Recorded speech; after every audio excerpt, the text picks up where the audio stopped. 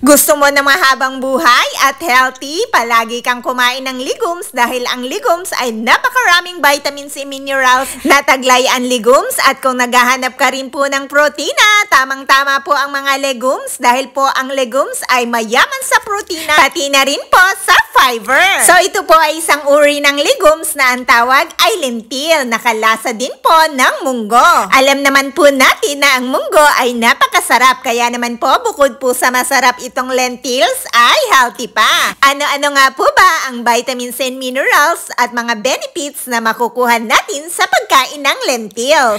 Ang lentils po ay napakaganda sa ating mga puso.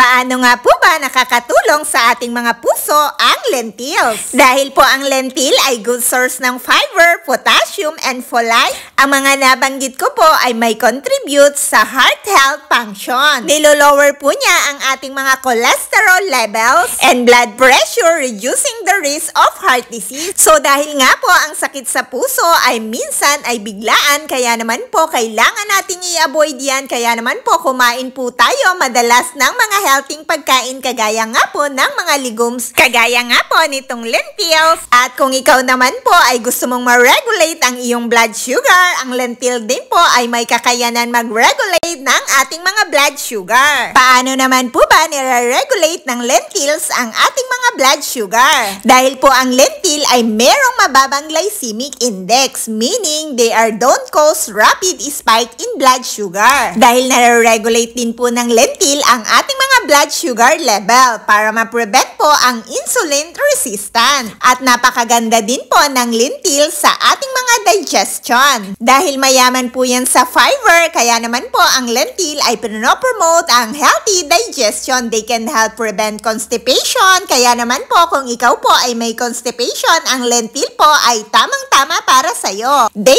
also provide a source of prebiotic fiber which can support gut health bacteria. At kung ikaw naman po ay nagda-diet, ang lentil po ay tamang-tama para sa'yo dahil tumutulong po yan sa ating pag-weight loss, providing a feeling of fullness due to their high in fiber and protein content. They also have a fewer calories and fat compared to other protein source. Nagsusustain din po yan sa ating mga energy dahil nga po may source po yan ng iron which is essential for energy production. They also provide a good source of protein and carbohydrates, providing sustained energy throughout the day. Kaya naman po, napaka-healthy po talaga ng mga legumes kagaya nga po nitong lentil dahil nga po sa taglay nilang mga vitamins and minerals na kailangan ng ating katawan. Kaya naman po, kung gusto mong makaiwas sa napakaraming sakit, piliin mo po ang mga healthy pagkain para lagi po tayong healthy at long life.